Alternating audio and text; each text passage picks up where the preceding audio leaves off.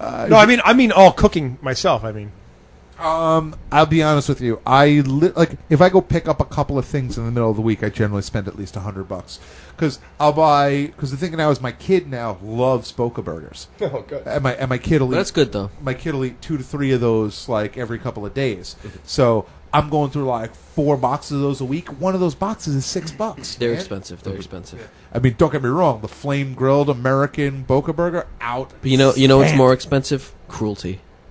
You see, But how much is ground beef? I mean, is it that much cheaper? If you're going to get a pound of ground beef, how much is a pound of ground beef? I don't If you know. get like the 80% 40% lean, see, I was going to say 80% lean ground beef is unbelievably cheap. And what do you get? 4 burgers out of that too? Do you get how much you get out of a pound? You're probably paying. Oh, you get a lot. You're probably paying $1.70 a pound, maybe $2 a pound if it's expensive. but if you buy 92% lean, double the price on what you were just paying. If for a smaller package of 92 or 96% lean, it's double the price of the giant package of the 80%. and they take 2 tablespoons of fat out of it, whatever. No, they just dump food coloring into it and make it redder. You're like, dude, they commercialized Christmas. It's screwed up. But yeah, it's. Well, that's why you just buy the basics, and then every other day you go shopping for vegetables that you're going to eat that night or for the next 2 nights. Frozen vegetables. Oh, really? Frozen I don't do vegetables. That's my downfall. Cheap. I have to start. I made my wife green beans the other night. She wanted them out of a can. I almost vomited at the smell. It smelled like burning rubber. Frozen vegetables. All right, so you agree. All right, somebody agrees. I disagree. We talked about this like 2 weeks ago. I love canned peas. I think canned peas are terrific. You take canned peas, you drain the liquid out, throw them in a Tupperware with like a tablespoon of I can't believe it's not butter, microwave it, love it. I ate, she bought Morningstar Farms spinach and artichoke things. They're these Hate little them. fried things. Hate them. I bit into it and I said, you know what? It tastes like zucchini sticks, but it just doesn't taste much. It doesn't taste very good. I don't like the dude. All I care about with it is Morningstar Farms. Their breakfast stuff is outrageous. Oh, their sausage. The chicken nugget things are Sausage is the delicious. best. Their lunch, Yeah, I like the nuggets. Their lunch stuff, I think, is. Boca is where you want to go for lunch and dinner. Totally. And I mean, I'm sorry, you listen to Best in Show. It's like we've gotten onto the vegetarian tangent once again, and I don't want to do this. I don't want to get on the soapbox every week because the fact of the matter is, I'm going to be a hypocrite. And I'm going to fall at some point again. I don't want to be the guy that. Well, that's why I'm points it not out. saying I'm going to stop eating meat totally. If it happens, I would like it to happen. But for now, it's not going to start until if you cut out a few days a week and you find yourself comfortable. Because if you're not comfortable doing it, it's not going to happen. Well, I know Chris got violated after he ate that meat. I got violated this week. What happened? Walked out of my house. That was my secret. Going to run some errands, get into my car, start driving my car around, and I'm like, I feel cold. I'm like, why am I cold? All the windows are rolled up, and I hear like the wind. I'm like, what the hell is going on? And look in my back seat, and someone broke my back window. The small back window, the most expensive little one. side one? Yes, and there was nothing in my. Yeah, that's the most expensive one. That little quarter panel. I was going to say like the little triangular one. Did you go back to where you were parked? Is there any possibility that something fell on it or someone Definitely blatantly broke it, and I was so pissed off. And no one stole anything out of the car. There was nothing in there to steal. Somebody just broke the window just to parked break in front of your house? Yeah, right in front of my house, man. Great Dude, I got neighborhood. news for you. Totally. There's roving gangs of suburban white kids walking around Staten Island breaking and just messing stuff up and vandalizing. I live by stuff. 2 It's colleges. like I mean, Wrecking shop, if you will. wrecking shop, exactly. Wrecking shop, even. but I just felt so violated. Do you ever feel like that? Like, you ever get someone break into your house or do something to your property that makes you feel You can identify helpless? them. You can identify them as the group of 37 kids that all of a sudden get quiet when the old black lady walks on the exactly. train. Put it this way. About, I guess, like 7-8 years ago, I was living in my mom's house. I actually was living in my mom's basement with my girlfriend, who is now my wife, and went to sleep.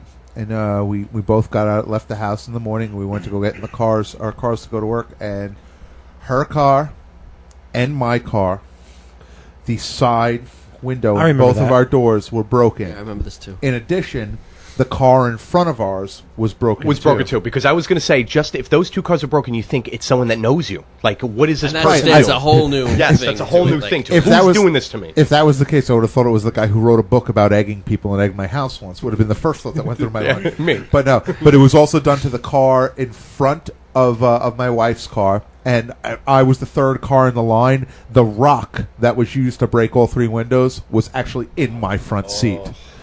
So Could you smell what it was cooking? Oh God, yeah.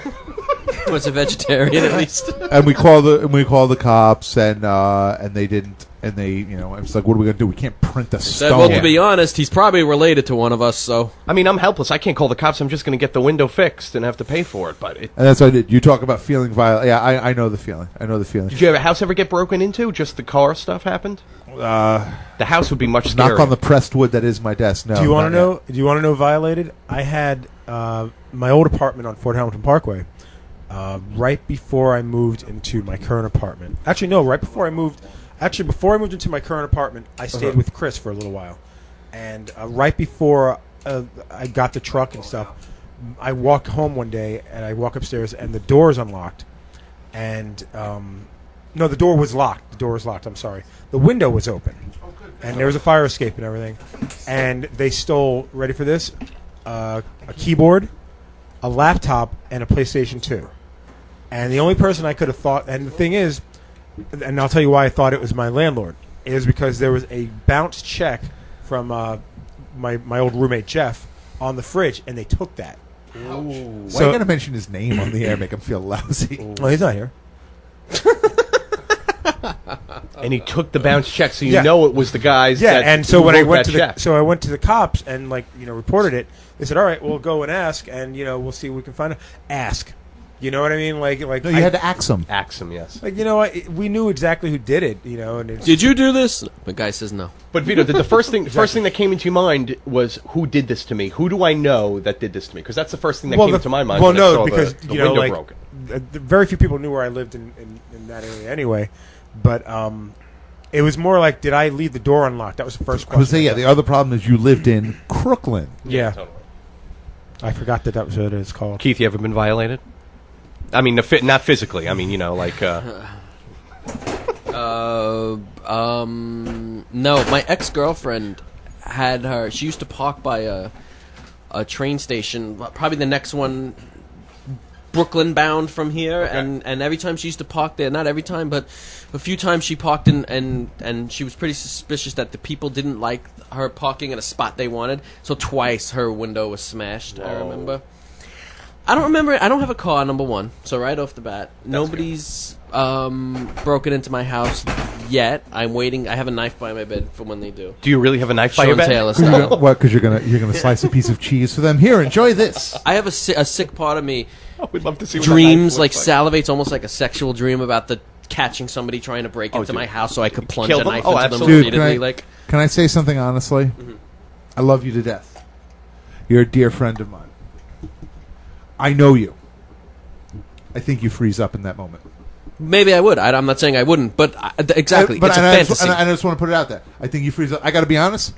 Looking around this room, I'd say probably just about everyone in this room freezes up in that moment. You're out of your mind. Yeah, really. It depends. It depends on the situation you're in. It depends on the situation. There's a good chance that maybe we will freeze up. There's a good chance if it's at the height of stress or something, that you're not gonna freeze up. Dude, we're married. We have little to live for. I don't disagree with that. I'm saying when I look around the room, honestly, I think Fred, maybe you won't freeze up. Maybe. But it's a big maybe. I'm saying 90% of you freezes up, 10% you might go. A part of me wants to camp out next to my car for the next couple of months to see if it happens again, to catch this person. I want to sleep in my car for the next couple of months. And that's a fantasy in your head. I know, totally. The moment that it actually happens, I see you freezing up. Dude, if someone comes into my house, I live on the second floor, so they're either getting pushed out a window or something bad's going to happen. I know that for a fact. And I think, Chris, you would do the same. I think you would kill somebody if they came into your house. I would like to believe that is the case, just like every one of us. I think you would freeze up at the initial moment. The initial moment, you would want nothing more than to just go to sleep and pretend it's not happening. Absolutely. But once your adrenaline starts flowing, I think that at primal least thing comes in. Me, you, and probably all of us, I think, have probably...